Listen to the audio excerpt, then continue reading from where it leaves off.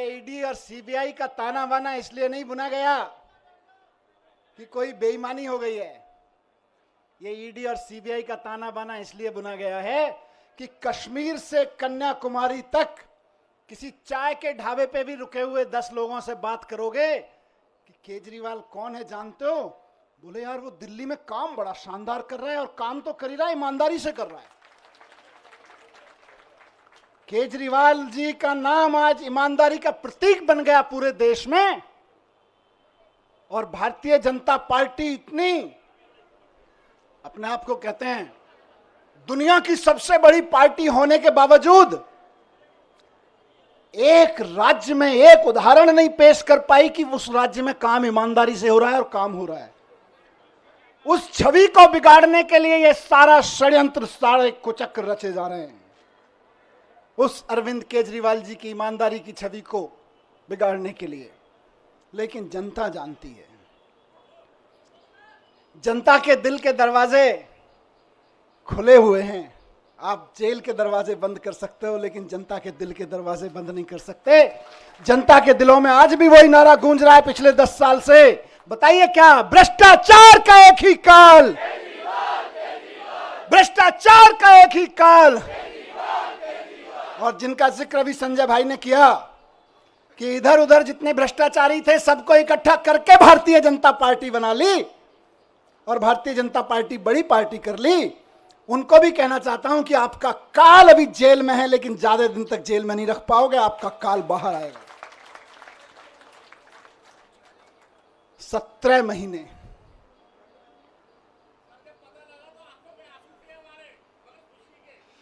ये आंसुओं, इन आंसुओं ने ही मुझे ताकत दी है 17 महीने जेल में।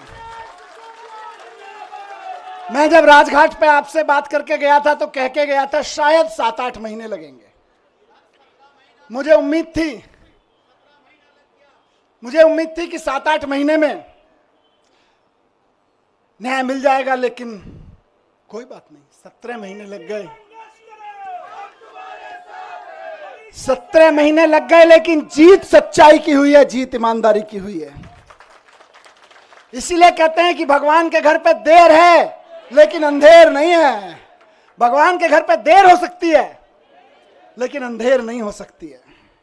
इनकी तो बड़ी कोशिशें करी इन्होंने, संजय भाई के ऊपर, मेरे ऊपर, अरविंद जी के ऊपर, पार्टी के और नेताओं के ऊपर।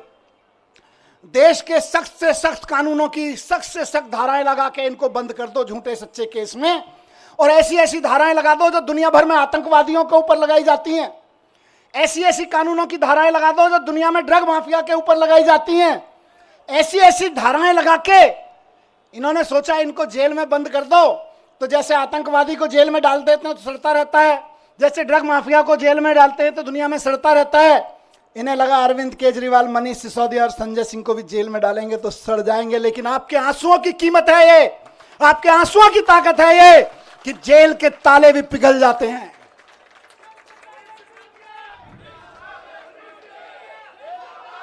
एक ही चीज कहूंगा, कल सुबह मैं बैठा था कि सारी दुनिया की सारी बुरी ताकतें भी इकट्ठी हो जाए ना, तो जो सच्चाई के रास्ते पे चलता है उसका साथ भगवान देता है।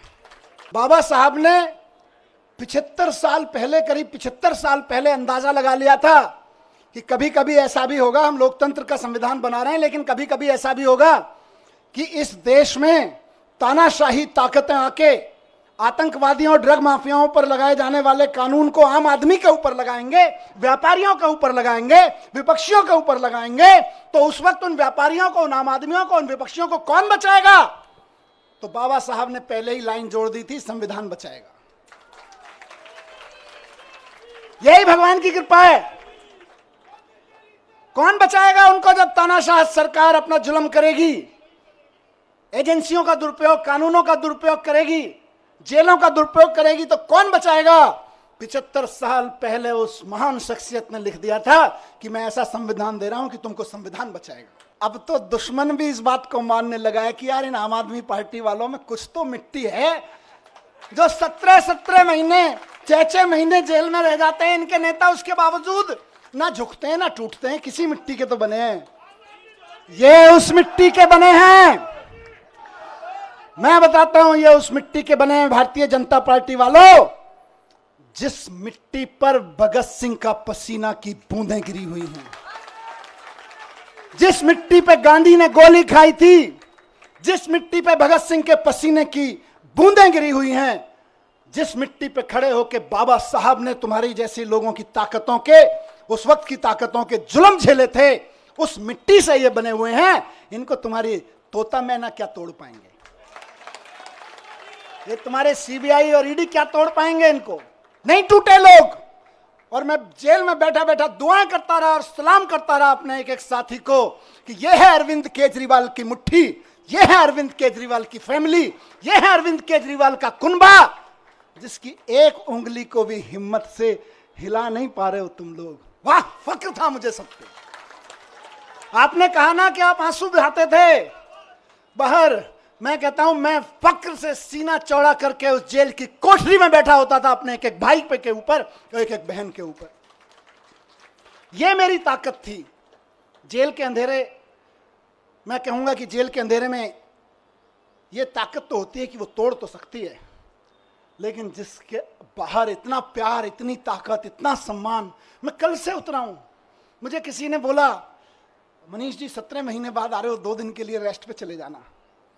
मैंने कहा यार, जेल के बाहर कदम रखने के बाद पहला हाथ जिस कार्यकर्ता ने पकड़ा था और रात को घर तक जो दूर खड़ा था केवल देख के गया है, वो उम्मीद लगा रहा है कि मेरा मनीष सिसोदिया, मेरा भाई बाहर आ गया है।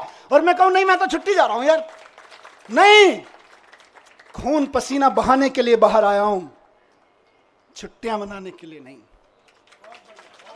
एक एक दिन जो संजय भाई ने नारा दिया है कि इनकी जमानत जब्त कराएंगे, आज से और अभी से लग रहे हैं। और बीजेपी वालों, ढूंढते रह जाओगे कहां गई वोटें, कहां गई वोटें।